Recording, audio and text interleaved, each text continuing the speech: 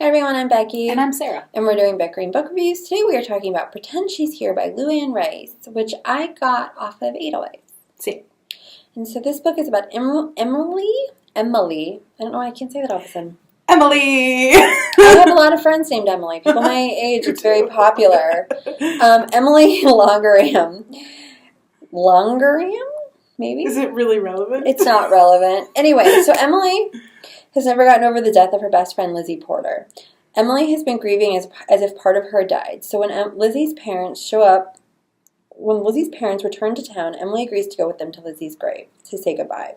However, the Porters have another plan. They take Emily with intent to make her become a replacement for their daughter.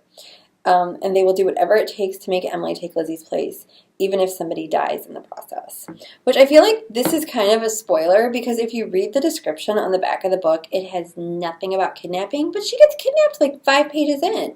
Oh, she's kidnapped for like most of the book. Right, but the book, like the description says something like, oh, well, there's tragedy that was unthinkable. Well, I'm like, a parent's going to have a problem with this. Yeah, I mean, well, and even the cover to me, it evokes more of like a fluffy teen romance. This is like a hardcore mystery, like Body in the Woods kind of romance. Sorry. Mystery. But there is a little bit of romance thrown in there. It's like insta-love, super fast. So that's the thing. So this book is written by somebody who I guess usually writes adults. And you can tell. I've never read anything. I haven't either. And I guess she's written a couple other YA stuff. But this, to me, it feels very dated.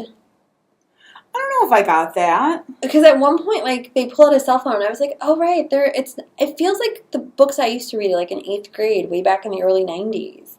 Like, it feels like it's trying to be, like, a face on the milk carton, and it just didn't work because the characters aren't there. Yeah, I don't know if I agree with it feeling dated. I don't think I felt that when I read it. See, to me, it just felt very dated. The narrative felt like an adult, not a teen. Okay. The mom, like, the kidnapped mom? Well, like, I guess the motivations of the family weren't really addressed. Like, and they should have been, because this book dragged in so many places. And it's not that long. Like, why is the dad going along with all this? And then, they never talked about that. And, like, at some point they make it sound like, well, we might, like, was Dad planning on killing Emily because she wasn't fitting into the role that they wanted? It's never really explained. And then, like, all of a sudden there's the boy next door who's blind, who she's in love with. And, like, he had honey. Like, his mother was, like, had bees, and they raised honey. And then there's, like, the apiary at her school. And I'm like, what is the connection? Well, and then that was, like, the other weird thing. Like, the book takes forever to address, like, how different people died. And it's not, like, it furthers the story. It just muddies the plot. Right.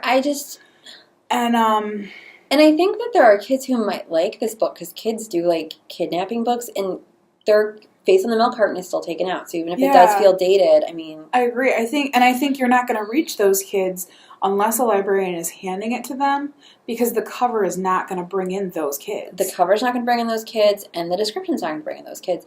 But I just felt like, yes, Lizzie's mom was mourning, but she went from being like a mourning mom to being like a cartoon villain, like that.